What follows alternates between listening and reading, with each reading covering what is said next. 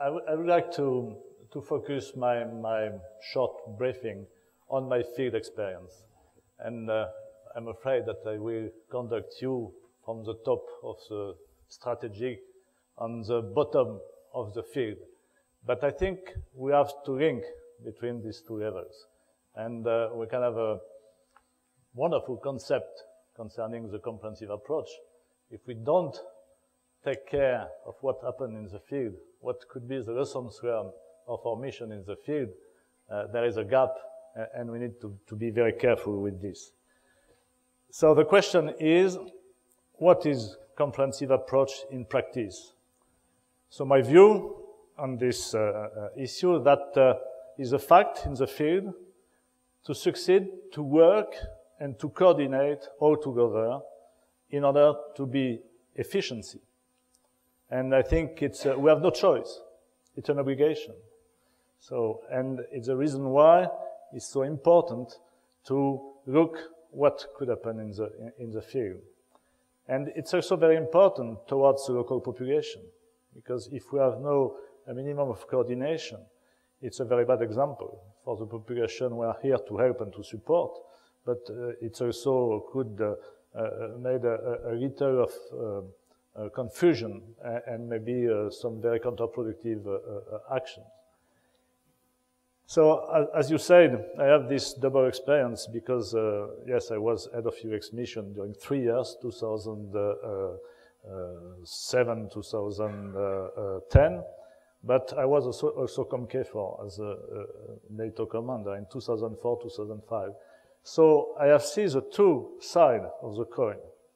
And as COMKFOR, how we can work at this time with UNMIC, but as head of EULEX mission, how we can work with KFOR.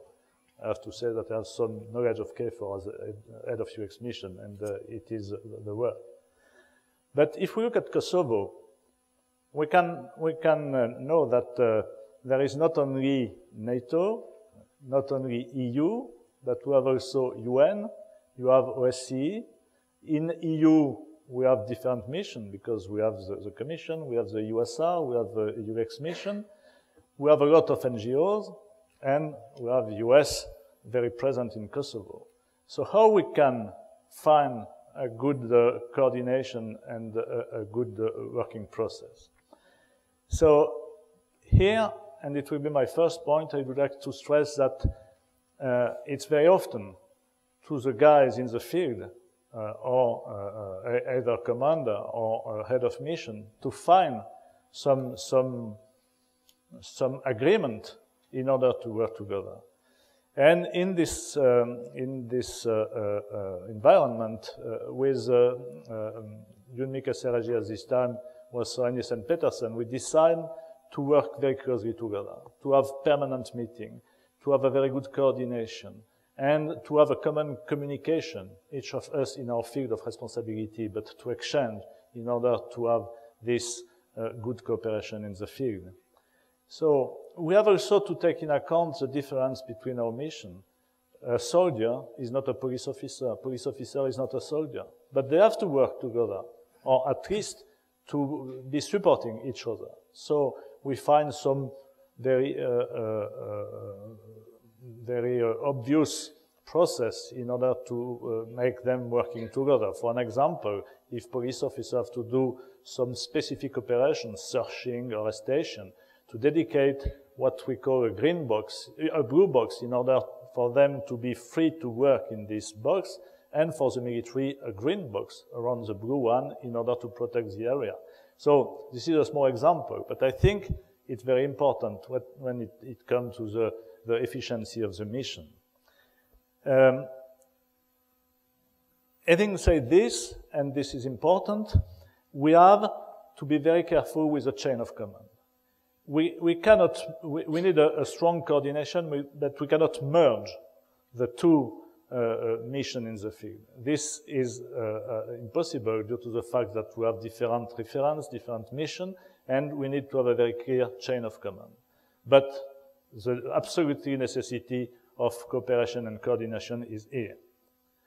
When I came back in Kosovo as head of EULEX mission, I try to exploit this lessons learned. And we have a lot of meeting in Vienna with UNMIC, with the OSCE, with NATO, with EU, in order to, before deploying EULEX mission, to get some good agreement and good common instruction. It was impossible. I have to say that I regret this, and I push a lot in order to try to implement this comprehensive approach at this strategic level in order to avoid to have to implement at the tactical level, but use some very political important sensitivity between NATO and EU, between KFOR and EULEX. We didn't succeed.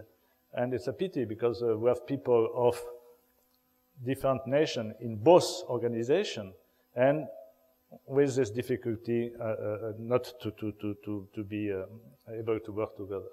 So we have to come back on the first point to try to find some common understanding and working process in the field.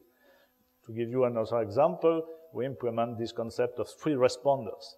So it means that in case of some disturbance in the field, we establish that it will be to the Kosovo police to take the lead, because we are here for them, we are here to support them, and it was their own mission.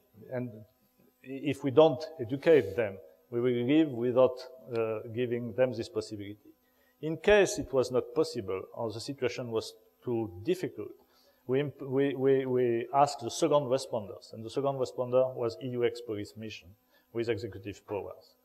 And if the situation turned very bad, we have the third responder, which was NATO, with soldiers.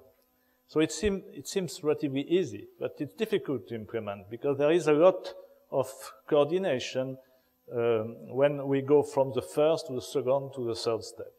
So I think it's only, once again, an example. And to conclude on this point, I would like to say that, okay, we can find gentleman agreement. We can always find some solution. But it's so closely linked to the human being that it could be very difficult. And we have some bad example of difficulty between 2 organizations in the field. So it's the reason why, and it will be my second point, we need to implement this comprehensive approach at the planning, strategic planning level.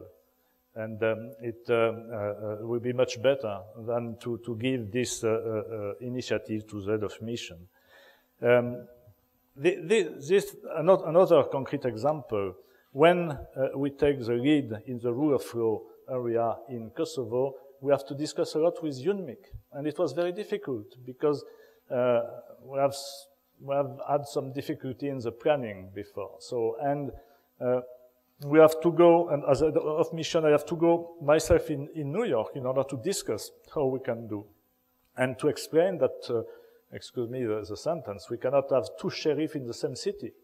We can have only 1 organization in charge of the rule of law, not with a long transition between 2 organizations. And here as well, we tried to get some common directive, but it was not possible. So I think, and I would like to conclude on this positive point, it's much better today.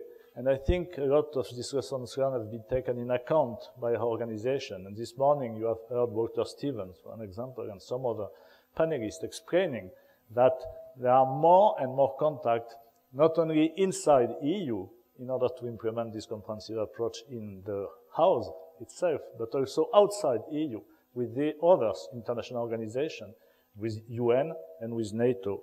And I think it's exactly that we have to do. And just to finish, I would like also to stress some difficulties we have as a EULEX mission with US in the field.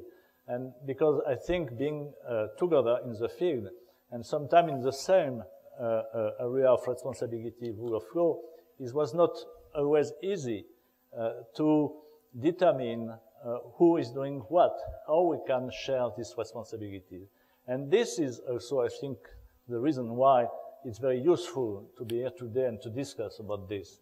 Because if we succeed to anticipate sufficiently early, if we succeed to have this coordination and determining before who is doing what will be the responsibility, it will avoid these difficulties we have in the field.